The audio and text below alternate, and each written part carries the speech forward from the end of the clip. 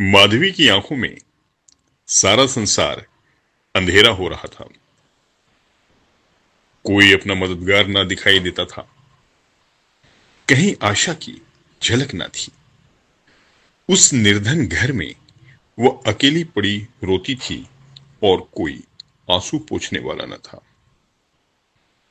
उसके पति को मरे हुए 22 वर्ष हो गए थे। घर में कोई संपत्ति न थी।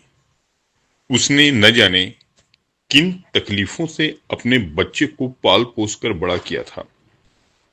वही जवान बेटा आज उसकी गोद से छीन लिया गया था। और छीनने वाले कौन थे? अगर मृत्यु ने छीना होता तो वह सब्र कर लेती। मौत से किसी को द्वेष नहीं होता, मगर स्वार्थियों के हाथों वह यह अत्याचार असह्य हो रहा था। इस घोर संताप की दशा में उसका जी रह रहकर इतना विकल हो जाता था कि इसी समय चलूं और उस अत्याचारी से इसका बदला लूं जिसने उस पर निष्ठुर आघात किया है। मारूं या मर जाऊं, दोनों ही में संतोष हो जाएगा। बालक था। यही उसके पति की निशानी, उसके जीवन का आधार, उसकी उम्र भर की कमाई थी। वही लड़का इस वक्त जेल में पड़ा न जाने क्या क्या तकलीफें झेल रहा होगा। और उसका अपराध क्या था? कुछ नहीं। सारा मोहल्ला उस पर जान देता था। विद्यालय के अध्यापक उस पर जान देते थे। अपने बेगाने सभी तो उसे प्यार करते थे। कभी उसकी कोई शिकायत सुनने में ही नहीं आई। ऐसे बालक की माता होने पर अन्य माताएं उसे बधाई देती थीं। कैसा सज्जन, कैसा उदार, कैसा परमार्थी। खुद भूखों सो रहे, मगर क्या मजाल कि द्वार पर आने वाला अतिथि को रूखा जवाब दे। ऐसा बालक क्या इस योग्य था कि जेल में जाता? उसका अपराध यही था। वह कभी कभी सुनने वालों को अपनी दुखी भाइयों का दुखड़ा सुनाया करता था। अत्याचार से पीड़ित प्राणियों की मदद के लिए हमेशा तैयार रहता था। क्या यही उसका अपराध था? दूसरों की सेवा करना भी अपराध है? किसी अतिथि को आश्रय देना भी अपराध है? इस युवक का नाम आत्मानंद था। दुर्भाग्यवश उसमें वे सभी सद्गुण थे जो दिल जेल का द्वार खोल देते हैं। वह निर्भीक था, स्पष्टवादी था, साहसी था, स्वदेश प्रेमी था, निस्वार्थ था, कर्तव्य परायण था। जेल जाने के लिए इन्हीं गुणों की जरूरत है। स्वाधीन प्राणियों के लिए वे गुण स्वर्ग का द्वार खोल देते हैं, पराधीनों के लिए नरक के। आत्मानंद के सेवा कार्य ने, उसकी वक्तृताओं ने और उसके राजनीतिक लेखों ने उसे सरकारी कर्मचारियों की नजर में चढ़ा दिया था। सारा पुलिस विभाग नीचे से ऊपर तक उससे सतर्क रहता था। सबकी निगाहें उस पर लगी रहती थीं। आखिर जिले में एक भयंकर डाके ने उन्हें इच्छित अवसर प्रदान कर दिया। आत्मानंद के घर की तलाशी हुई। कुछ पत्र और लेख मिले जिन्हें पुलिस ने डाके का बीजक सिद्ध किया। लगभग 20 युवकों की एक टोली फांस ली गई। आत्मानंद इसका मुखिया ठहराया गया। शहादतें हुई। इस बेकारी और गिरानी के जमाने में आत्मा से ज्यादा सस्ती और कौन वस्तु हो सकती है? बेचने को और किसी के पास रह ही क्या गया है? नाम मात्र का प्रलोभन देकर अच्छी से अच्छी शहादतें मिल सकती हैं और पुलिस के हाथ पड़कर तो निकृष्ट से निकृष्ट गवाहियां भी देववाणी का महत्व प्रदान कर लेती हैं। शहादतें मिल गईं। महीने भर तक मुकदमा चला। मुकदमा क्या चला, एक स्वांग चलता रहा और सारे अभियुक्तों को सजाएं दे दी गईं। आत्मानंद को सबसे कठोर दंड मिला, 8 वर्ष का कठिन कारावास। माधवी रोज कचहरी जाती, एक कोने में बैठी सारी कार्रवाई देखा करती। मानवीय चरित्र कितना दुर्बल, कितना निर्दय, कितना नीच है, इसका उसे तब तक अनुमान भी न हुआ था। जब आत्मानंद को सजा सुना दी गई और वह माता को प्रणाम करके सिपाहियों के साथ चला तो माधवी मूर्छित होकर जमीन पर गिर पड़ी। दो चार दयालु सज्जनों ने उसे एक तांगे पर बैठाकर घर तक पहुंचाया। जब से वह होश में आई है, उसके हृदय में शूल सा उठ रहा है। किसी तरह धैर्य नहीं होता। उस घोर आत्मवेदना की दशा में अब अपने जीवन का केवल एक लक्ष्य दिखाई देता है और वह इस अत्याचार का बदला है। अब तक पुत्र उसके जीवन का आधार था, अब शत्रुओं से बदला लेना ही उसके जीवन का आधार होगा। जीवन में अब उसके लिए कोई आशा न थी। इस अत्याचार का बदला लेकर वह अपना जन्म सफल समझेगी। इस अभागे नर पिशाच बागची ने जिस तरह उसे रक्त के आंसू रुलाए हैं, उसी भांति यह भी उसे रुलाएगी। नारी हृदय कोमल है, लेकिन केवल अनुकूल दशा में। जिस दशा में पुरुष दूसरों को दबाता है, स्त्री शील और विनय की देवी हो जाती है। लेकिन जिसके हाथों अपना सर्वनाश हो गया हो, उसके प्रति स्त्री को पुरुष से कम घृणा और क्रोध नहीं होता। अंतर इतना ही है कि पुरुष शस्त्रों से काम लेता है, स्त्री कौशल से। रात भीगती जाती थी और माधवी उठने का नाम न लेती थी। उसका दुख प्रतिकार के आवेश में विलीन होता जाता था, यहां तक कि इसके सिवा उसे और किसी बात की याद ही न रही। उसने सोचा, कैसे यह काम होगा। कभी घर से नहीं निकली। वैधव्य के 22 साल इसी घर में कट गए, लेकिन अब निकलूंगी, जबरदस्ती निकलूंगी, भिखारिन बनूंगी, टहलनी बनूंगी, झूठ बोलूंगी, सब कुकर्म करूंगी। सत्कर्म के लिए संसार में स्थान नहीं। ईश्वर ने निराश होकर कदाचित इसकी ओर से मुंह फेर लिया है। ऐसे ऐसे अत्याचार होते हैं और पापियों को दंड नहीं मिलता। अब इन्हीं हाथों से उसे दंड दूंगी। संध्या का समय था। लखनऊ के एक सजे हुए बंगले में मित्रों की महफिल जमी हुई थी। गाना बजाना हो रहा था। एक तरफ आतिशबाजियां रखी हुई थीं, दूसरे कमरे में मेजों पर खाना चुना जा रहा था। चारों तरफ पुलिस के कर्मचारी नजर आते थे। वह पुलिस के सुपरिंटेंडेंट मिस्टर बागची का बंगला था। कई दिन हुए उन्होंने एक मार्के का मुकदमा जीता था। अफसरों ने खुश होकर उनकी तरक्की कर दी थी और उसी की खुशी में यह उत्सव मनाया जा रहा था। यहां आए दिन ऐसे उत्सव होते रहते थे। मुफ्त के गवैये मिल जाते थे, मुफ्त की आतिशबाजी, फल और मेवे और मिठाइयां आधे दामों पर बाजार से आ जाती थीं और चट दावत हो जाती थी।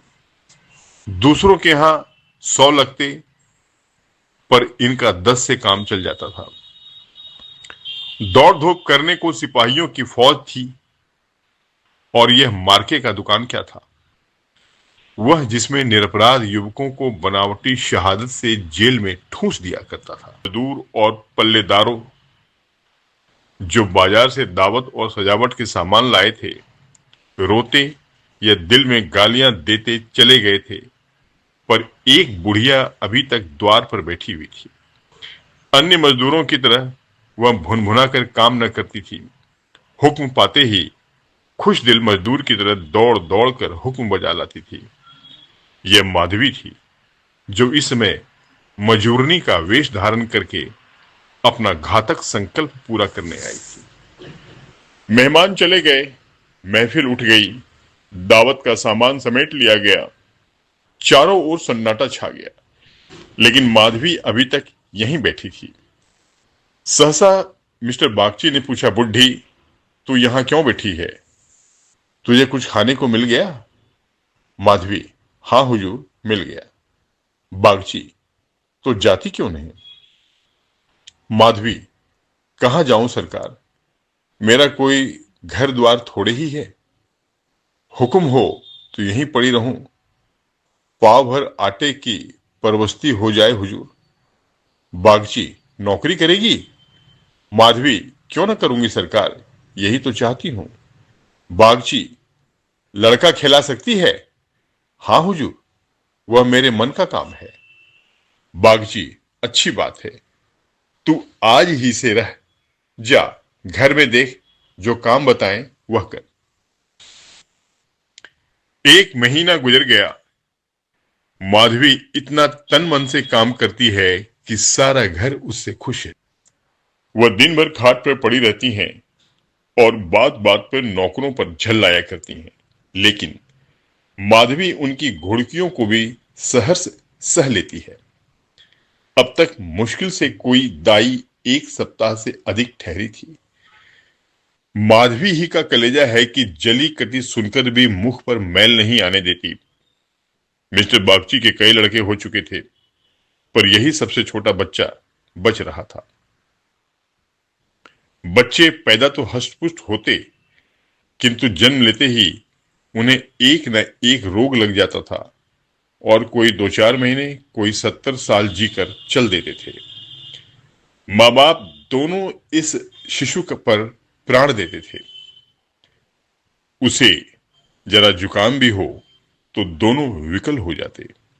स्त्री पुरुष दोनों शिक्षित थे, पर बच्चे की रक्षा के लिए टोना टोटका, दुआ ताबीज, जंतर मंतर, एक से भी उन्हें इनकार न था। माधवी से यह बालक इतना हिल गया कि एक क्षण के लिए भी उसकी गोद से न उतरता। वह कहीं एक क्षण के लिए चली जाती तो रो रो कर दुनिया सिर पर उठा लेता।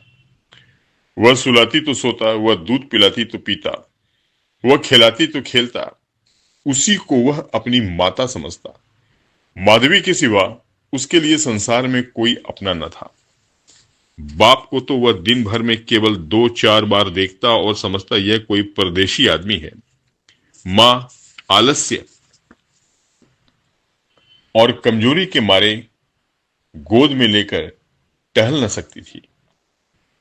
उसे वह अपनी रक्षा का भार संभालने के योग्य न समझता था और नौकर चाकर उसे गोद में लेते तो इतनी बेदर्दी से कि उसके कोमल अंगों में पीड़ा होने लगती थी। कोई उसे ऊपर उछाल देता था, यहां तक कि अबोध शिशु का कलेजा मुंह को आ जाता था। उन सबों से वह डरता था। केवल माधवी थी जो उसके स्वभाव को समझती थी।